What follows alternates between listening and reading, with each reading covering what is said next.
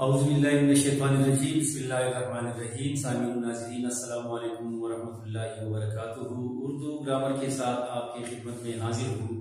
آپ سے گزارش ہے اس چینل کو سبسکرائب کریں، آج کی ویڈیو کو لائک کریں اور ساتھ ساتھ یہ ویڈیو آخر تک دیکھیں تاکہ آج کے عنوان کے حوالے سے تمام باتیں آپ کی سمجھ میں کی طرح آ جائے۔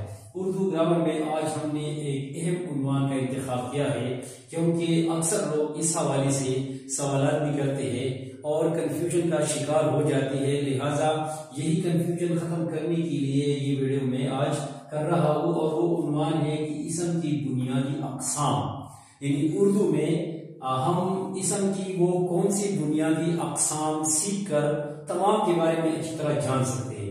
یاد رکھیے جہاں بھی اسم کی بات آتی ہے تو اسم ان اقسام کے علاوہ کچھ اور ہو نہیں سکتی، باقی اس کی مکمل تفصیل ہوتی ہے۔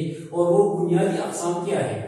وہ ہے نمبر 1 معنی کی لحاظ سے یہ اسم کی 2 قسمیں ہیں، اسی طرح دوسری قسم ہے بناوٹ کے لحاظ سے یہ اسم کی 3 قسمیں ہیں، تیسری قسم ہے جنس کے لحاظ سے یہ اسم کی 2 قسمیں ہیں، اور ہے تعداد کے لحاظ سے یا جسے ہم عدد کہتے ہیں یہ بھی 2 قسمیں ہیں۔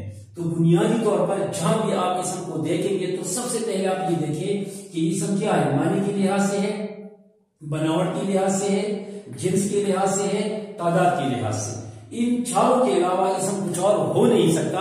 اگر اسم ہوگا تو پھر ان چاروں اقسام میں سے کوئی نہ کوئی ہوگا۔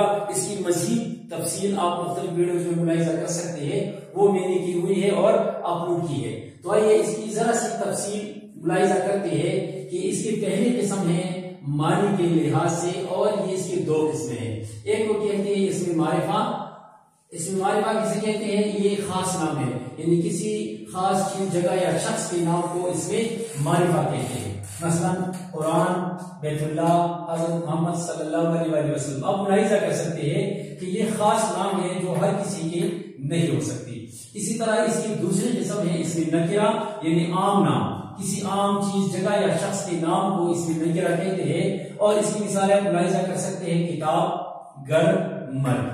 تو آپ دیکھیے کہ پہلی قسم جو اسم کی ہے وہ ہے معنی کے لحاظ سے، اور اس کی یہ 2 قسمیں ہیں۔ تو ہم اسم کو دیکھیں گے کہ آیا وہ ان دونوں میں سے کوئی تو نہیں ہے، اگر ہوگا تو پھر اس کی مزید ہم اقسام بتاتے چلے جائیں گے انشاءاللہ۔ ان ویڈیوز میں کوشش کروں گا کہ اسی طرح آپ کو تفصیل بتاتا چلوں۔ تو پہلی قسم یعنی پہلی لحاظ سے جو اسم کی قسمیں ہیں وہ ہے معنی کے لحاظ سے، اور 2 ہے معرفہ خاص نام ہے اور نکرہ عام نام ہے۔ آپ اس کی مثالیں بھی ملاحظہ کی۔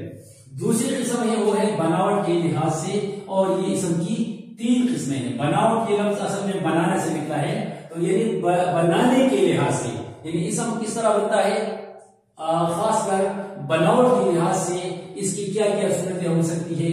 تو بناوٹ کے لحاظ سے اسم کی 3 قسمیں ہیں، ایک ہے مصدر یعنی اسم مصدر، اسم مشتق اور اسم جامع۔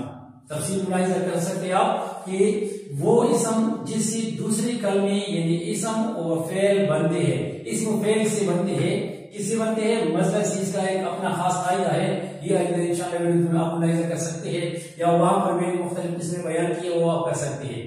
یہ دوسرے کلموں سے نہیں بنتا۔ 2 باتیں یہاں پر ہے کہ اس میں مصدر سے مراد کیا ہے، وہ اسم جس سے دوسرے کلمے تو بنتے ہیں، اور وہ دوسرے کلمے کیا ہے، وہ دوسرے کلمے یا اسم ہوں گے یا فعل، لیکن یہ دوسرے کلموں سے نہیں بنتا۔ اس کی مثال آپ ملاحظہ کر سکتے ہیں کہ جیسے بنانا، جھلنا، کہنا وغیرہ۔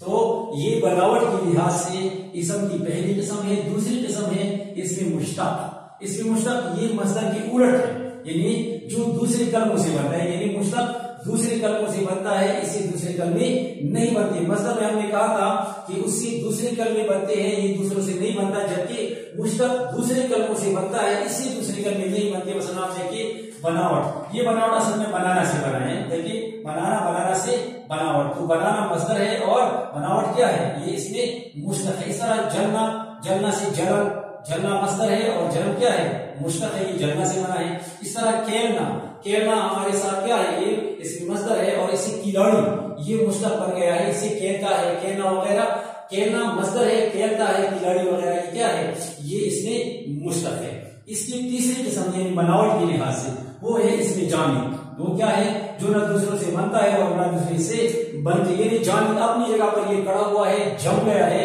یہ ہلتا نہیں ہے، نہ اس سے بنتے اور نہ یہ دوسروں سے بنتا ہے. مثلا کرسی یہ لفظ آپ دیکھیے کسی دوسرے لفظ سے نہیں بنا.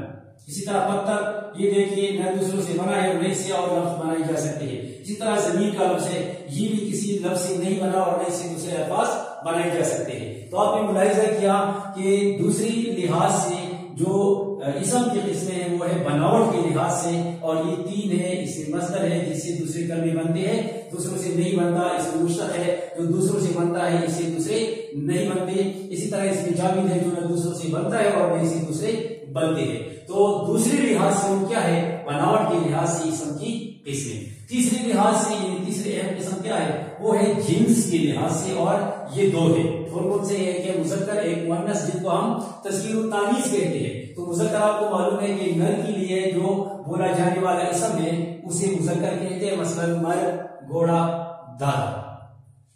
اسی طرح مؤنث کیا ہے؟ مادہ کے لیے بولا جانے والا اسم، مثلا عورت، گھوڑی، دادی. اب دیکھیں مرد، عورت، گھوڑا، گھوڑی، دادا، دادی. تو یہ جنس کے لحاظ سے ہے اسم کی دو قسمیں ہیں. اور جو چوتھی قسم ہے وہ ہے تعداد کے لحاظ سے، یا جس کو ہم عدد کہتے ہیں، اور یہ بھی دو قسمیں ہیں، ایک ہے واحد اور ایک ہے جمع. تو یہاں آپ ملاحظہ کر سکتے ہیں کہ واحد سے مراد کیا ہے؟ یعنی ایک کے لیے بولا جانے والا اسم ایک چیز، جگہ یا شخص کے لیے، مثلا دیکھیے خاتون، کرسی، فوج. اسی طرح جمع ہے جو ایک سے زیادہ کے لیے بولا جاتا ہے، اسی اسم کو کیا کہتے ہیں؟ اسے ہم جمع کہتے ہیں. تو یہ ہے جیسے خاتون واحد ہے، اس کی جمع ہے خواتین. کرسی واحد ہے، اس کی جمع ہے کرسیاں.